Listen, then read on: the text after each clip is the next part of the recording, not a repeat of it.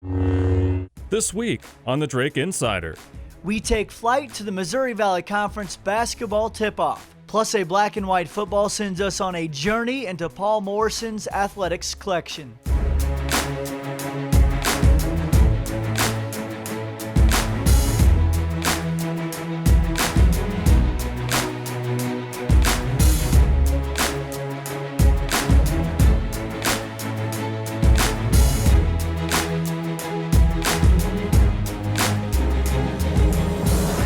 You're watching The Drake Insider, a Drake Sports Media production.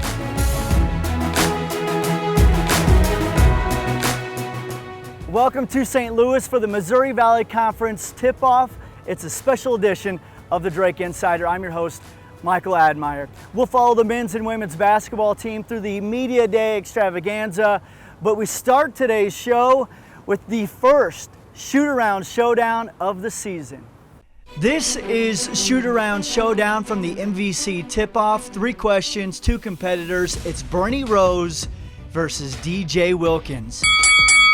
Question 1. What's your favorite memory from last season? Oh gosh, there's so many, but I think my favorite memory was being able to go to Canada and be able to beat Rutgers and South Carolina. That was a really fun trip, and then being able to play Notre Dame was really cool. My favorite memory from last season had to be just the Valpo game, going back home and playing back with the Twins and having our families there. Just the first time everybody get to see us play Division I ball, all in the same room. Question 2. Who has surprised you in the offseason? This offseason, probably Joseph.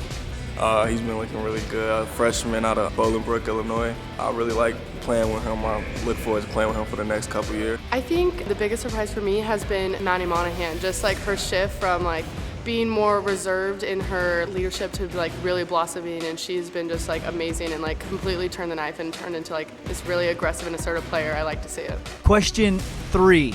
Scale of 1 to 10, how much do you like doing interviews? For me, when there's a lot of freedom in them, a 10. I love being in front of the camera, if we're being honest.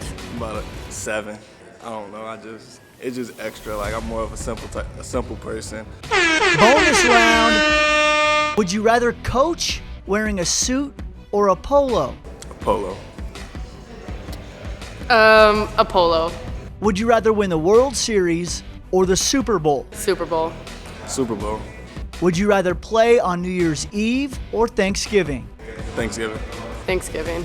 That's Shoot-Around Showdown. Now here's a look behind the scenes of the Missouri Valley Conference tip-off.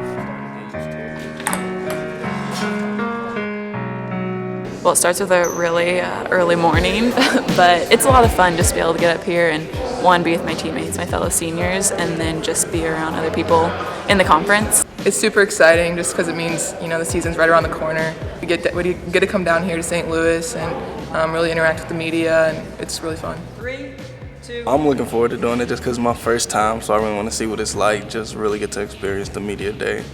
And yeah, I'm not nervous about it, but it's just going to be a new experience. Thank you. Here we go. 3, 2, 1. The photo shoot gives every team a first look at the MVC regular season trophy, a trophy that the women's team has won 3 seasons in a row. Let me start my record here. We really focus on getting better every day, having fun. You've heard me say that now over and over and over and over, but that's really what we do, is we show up to be able to play the game that we love playing together. Just seeing the growth, individuals just growing a crazy amount, and then as a team just really coming together, learning how to read off one another and just be a cohesive unit. And then expectations, they're just as high as they always are. They go up every year because we only continue to get better and we only continue to, demand more. That direction typically comes from the top. But after 3 years in the big dance, Jenny Bronchek has seen an elevated focus driven by the players. It's been fun to be able to watch us work at a different level every day, and for us to step into the floor, whether it's in an individual workout, a small group workout, a team workout, where our team is really motivated internally, but also because of the people to the right and left. I think our motivation is at an all-time high right now, and so going into the season, I'm just really excited to see what we can do. Our Missouri Valley Conference preview show continues here on the Big 550 KTRS, your home for Arch Madness in St. Louis, and we're pleased to welcome onto the show the head coach, with the Drake Bulldogs. Darren DeVries. Coach, what a remarkable year. The men's team is also playing to repeat. Darren DeVries' squad found instant success in the coach's first season, and a new year brings new challenges. When you have 6 new guys like we do this year, you want that leadership to come from within the locker room and that culture, and that's a lot of what I think from what I've seen this summer and this fall already is that is transferring and to the other guys and their work habits and the way they approach practice every day and the enthusiasm they go about it. That part's been really good for us, and hopefully those freshmen, in 4 years from now, we're talking about them and the way they're leading the new guys, and that's how you can sustain it, and that's what we're working towards. It's gonna be different. We're gonna have a target on our back, but it's not too much pressure. Still, just basketball. Go out there and you just gotta compete every night. Everybody has the same chance of winning. You just gotta go out and compete. March is months away, but each team is hoping the MVC tip-off is a glimpse into the future. This month in Paul Morrison's athletic collection, we take a look at the first Bulldog football games played under the lights.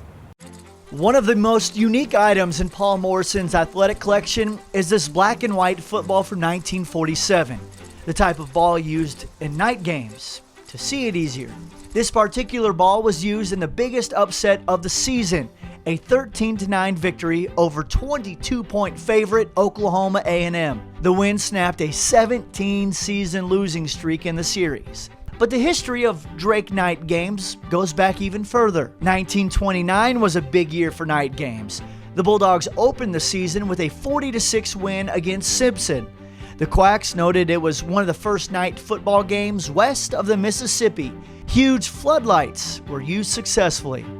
Later the same season, the Bulldogs hosted their first nighttime homecoming game, beating Grinnell 19-6. Flip a few pages in the same edition of the Quacks and you'll find a story dedicated to night football, where it reads, "The success of night football at Drake has been proved, and it is predicted that in years to come, games at night will become increasingly popular." The article also points out that Drake played night football games about 30 years ago, played under ordinary streetlights. That puts the first Drake night games around the turn of the 20th century.